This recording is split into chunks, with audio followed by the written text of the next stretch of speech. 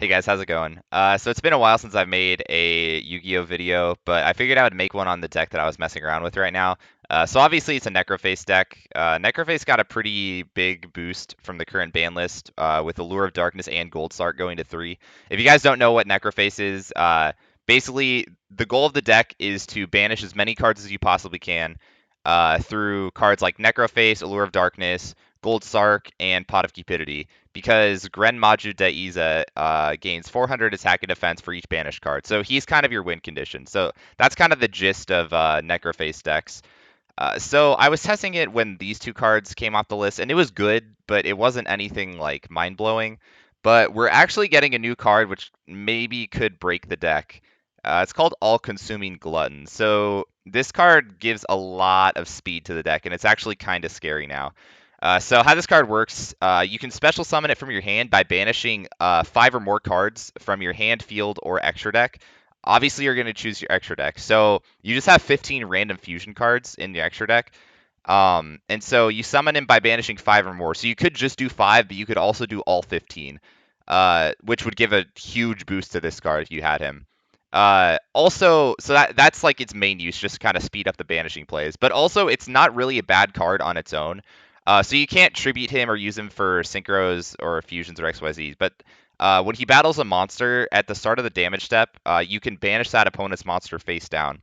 So he's kind of a good way to get rid of problematic monsters as well, which is really nice because this deck, all it really had was brute forcing through like an 8,000 plus attack Gren Maju.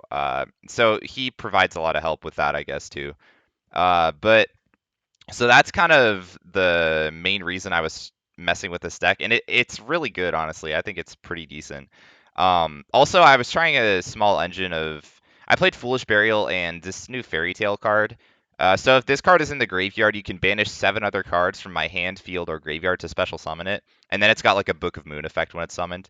But the reason this is nice is because if you have a Necroface in your hand or field or graveyard, and it's just sitting there, and you draw Foolish Burial, you can Foolish this card, banish Necroface and 6 other cards, and then this will get summoned, and then that'll proc Necroface's effect. So he'll banish 5 more cards from your deck.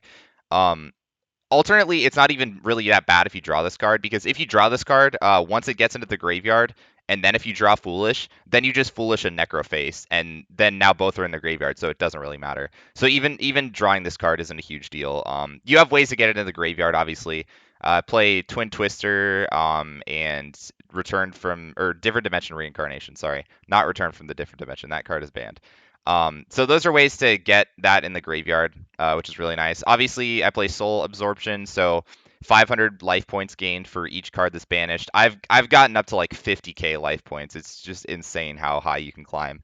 Um, Defissure and Macro, self-explanatory. I also play Triple DD Dynamite. You could run lower copies of this. It's just, again, like you can just banish so many of your opponent's cards. You really can. So I've just straight up OTK'd my opponent. I had one game where I set triple DD Dynamite and flipped all 3 and just killed them right away from that. So it's pretty crazy. I also run Battle Fader. It's a target for Allure of Darkness. That's really about it. One Day of Peace. It's a good draw card.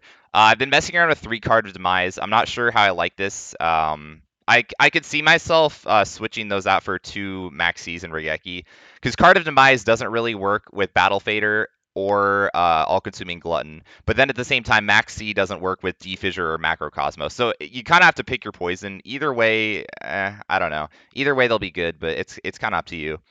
But yeah, so I've had a lot of surprising success with this. Again, I started testing it when these 2 cards came off the list, and it was all right. But the All-Consuming Glutton really it makes it so much faster. I was honestly surprised with how much success I had.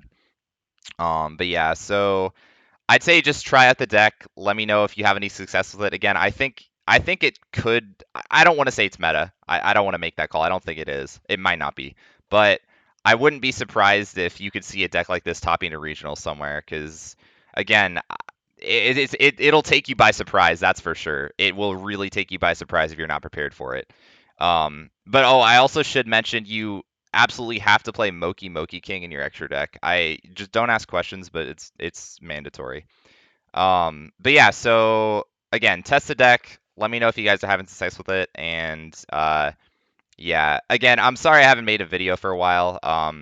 And I haven't really been streaming Yu-Gi-Oh much. I've kind of been focusing on speedrunning as far as my Twitch stream has been going. But I don't know. Maybe I'll stream Yu-Gi-Oh sometime in the future. I don't know. But I think I have more fun just making deck profiles on Yu-Gi-Oh and like talking to you guys about the game.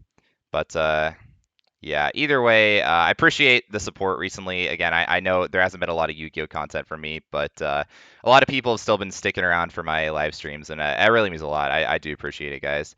But yeah, anyways, all right, enough rambling. Thanks for watching, everybody, and I'll see you later. Have a good one.